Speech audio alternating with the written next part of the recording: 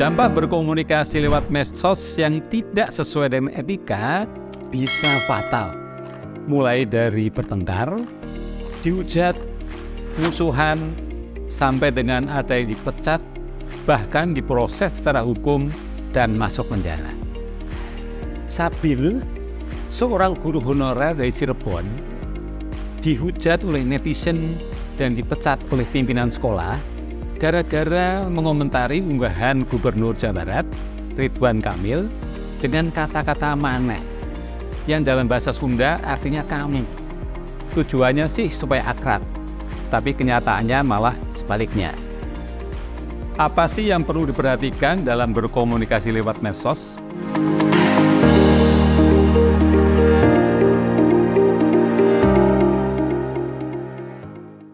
Saat ini saya sudah bersama dengan rekan baik saya, Pak Antio Rencoko, yang punya kompetensi di bidang jurnalistik. Bagaimana pendapat Pak Antio, kenapa sih Sabil, sang guru honorer itu sampai dengan dihujat netizen dan dipecat oleh pimpinan sekolahnya? Oh itu ya, sebetulnya ini kan ada dua hal utama. Satu, etiket, kepatutan, kesantunan, kedua risiko. Soal etiket itu kan bagaimana dia menyapa seorang gubernur, yaitu Ridwan Kamil yang biasa dipanggil Kang Emil. Dia menggunakan betulan maneh, padahal dalam bahasa Sunda kan ada anjeun, maneh, dan sia. Saya pikir itu di luar media sosial pun dalam kehidupan nyata orang juga tidak dapat sembarangan menggunakan sapaan. Nanti saya jelaskan. Yang kedua, soal risiko. Risiko itu kan bisa bersifat sosial berupa sanksi sosial, hujatan, dibully atau dirisak. Dan kedua, bersifat hukum atau peraturan. Itu yang pertama. Dalam setiap masyarakat ada cara menyapa orang. Dalam masyarakat Sunda ada anjeun, ada maneh, ada sia. Tentu nggak bisa digunakan sembarangan. Bedanya, dalam media sosial itu melihat banyak. Di Jogja misalnya, orang tidak bisa dengan mudah menyebut Gubernur DIY itu Sri Sultan Hamengkubuwono X sebagai sampean. Kalau teman manggil, Mas Sultan, Mas Jirjuno, Pak Sultan, nggak bisa. Ya Ngarso Dalem menyampaikan Ngarso Dalem atau Bapak atau Anda. Memang dalam nama panjang gelar kesultanan itu ada sekian kata panjang. Itu diawali dengan kata sampeyan dalem, engkang sinuwun, dan seterusnya. Tetapi tidak bisa dengan mudah kita menyapa sampeyan gimana Pak Sultan gitu. Setiap bangsa, setiap kelompok sosial mengenal cara menyapa, memanggil lawan bicara, menyapa orang kedua. Di DKI, sebagian gubernur punya panggilan Pak, meskipun memang Betawi. Tapi tidak berarti orang bisa nanya ke dulu Bang Ali, lalu Bang Yos, lalu Bang siapa lagi. Menurut lu gimana? Nggak bisa. Ente anta, ada diri. Anta menurut Anda, menurut Bapak. Selalu ada cara. Dalam pergaulan tata krama internasional juga kan ada His Majesty, His Excellency, dia panggilan yang mulia, yang apa. Atau dalam bahasa Inggris paling enggak kalau nyambut presiden ya harus Mr. President. Ini itu Pak. Sekarang konsekuensi sosial jelas dihujat, diserang. Dan menariknya kalau di Indonesia ini Anda atau saya dianggap menyerang Ridwan Kamil, Jokowi, Prabowo, Ganjar, Anies, yang mana pendukungnya? Orang yang bersangkutan diam saja. Tapi yang menyerang saya para pendukung. Kedua, konsekuensi hukum itu bisa peraturan. Kita nggak bicara mudah soal hukumnya bahwa kemudian Sabil dipecat, dikeluarkan. Tapi memang ada konsekuensi seseorang itu ketika melakukan aktivitas di media sosial, dia dianggap mewakili lembaganya. Kalau saya bekerja di BTA, ngomong begini, maka orang akan menganggap saya dianggap mewakili lembaga saya. Bisa terjadi. Terakhir kan petugas pajak bandara memeriksa itu paspor dan bawaan orang itu menyapanya kamu di media sosial dihujat. Kenapa tidak menggunakan cara toko? Bapak, ibu, saudara. Gitu. Nah, ini Pak Antio. Ini kan banyak yang mempergunakan kata-kata etiket, ada etika, sebenarnya ada moral, itu bedanya apa nih Pak? Etiket itu mudah, sopan santun. Sopan santun etiket. Etiket. Dalam konteks tadi berarti etiket. Etiket. Oke. Etika itu persoalan kalau kita gampangan baik dan buruk. Jadi kalau dibilang ethically wrong, itu ya secara etis kamu salah. Atau orang bilang kamu nggak etis, Itu salah. nggak patut, nggak pantas. Sedangkan moral itu salah dan benar. Morally wrong adalah secara moral salah, tidak bermoral. Nah, dalam kasus media sosial yang umum terjadi soal etiket. Etiket ya. Iya. Sopan santun. Nah, oke. Kalau tadi kan penggunaan kata mana ya, yang kurang sesuai dengan etiket. Ada lagi nggak contoh-contoh apa yang menyebabkan dalam WA group keluarga, kemudian kelompok teman-teman sekolah, komunitas yang lain itu menjadi yang dulunya supaya akrab malah menjadi berantem. Sebetulnya itu berkaitan dengan etiket dan disebut netiquette dari kata internet and etiquette. Apa itu?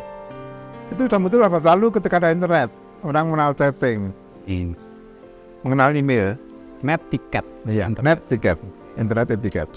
Jika menyangkut penulisan di email dan di perpesanan atau perpesanan itu messaging ya. Jangan menggunakan semua kata kapital. Jangan boros tanda seru dan tanda tanya. Terus beberapa singkatan belum tentu patut dipakai. Terutama singkatan yang dianggap jorok. Betul. Nah, memasuki abad 21, apalagi sekarang setelah ada media sosial, perpecahan KBR grup ya prinsipnya sama. Jangan boros kata, tidak tebal, kapital semua, tanda seru sampai 10, tanda tanya sampai 9. Jangan menggunakan kata-kata yang tidak sopan, jorok. Meskipun disensor A, bintang, N, G. Itu terjadi kita. Ketika seorang secara emosional dan santai menulis itu, 10 tahun kemudian anaknya akan bertanya, Bapak dulu nulis gini. Padahal Bapak ngajari jangan berkata kotor. Di tingkat mikro, di tingkat individual, dia sendiri bisa repot. Di tingkat pergaulan, itu mengganggu silaturahmi. Dia tidak bersikap sopan dalam orang lain. Terus kalau kita mengomentari atau merespon dari unggahan teman di media sosial, sebaiknya gimana? Ya tetap pakai etiket seperti dalam kehidupan biasa.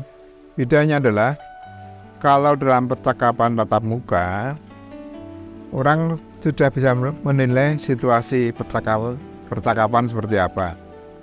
Kalau dalam grup WhatsApp melalui tulisan, kan situasi psikologis orang yang membaca itu kadang beda dari kita.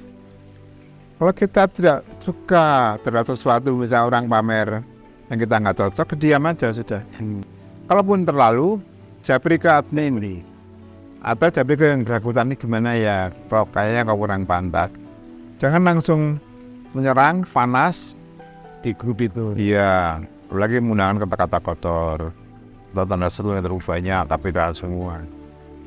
Supaya apa? Kepentingan grup terjaga karena orang bikin grup untuk guyup komunikasi dan bisa jelas yang boleh dibicarakan adalah topik A, B, C, D, E.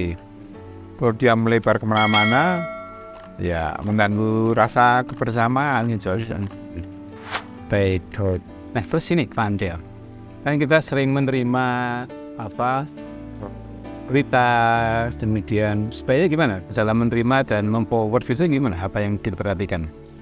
Paling sering terjadi ketika kita sebagai anggota grup atau pengguna WA bukan di grup itu menerima kiriman berupa screenshot, screen capture atau tangkapan layar. Itu sebagian diabaikan saja karena tidak jelas ini dari mana. Memang ada cara untuk mengeceknya, tapi orang malas kan harus pakai Google dan segala macam. Kedua, kalau kita jadi gini, kita nggak percaya, sebaiknya kan rasa skeptisisme. Skeptisisme. Iya. Oke. Masa sih gini? Nah, dengan kita bertanya membawa dari grup sebelah, ini benar nggak sih? Ada orang dibakar, ada orang ibadah dibakar, cuma gambar.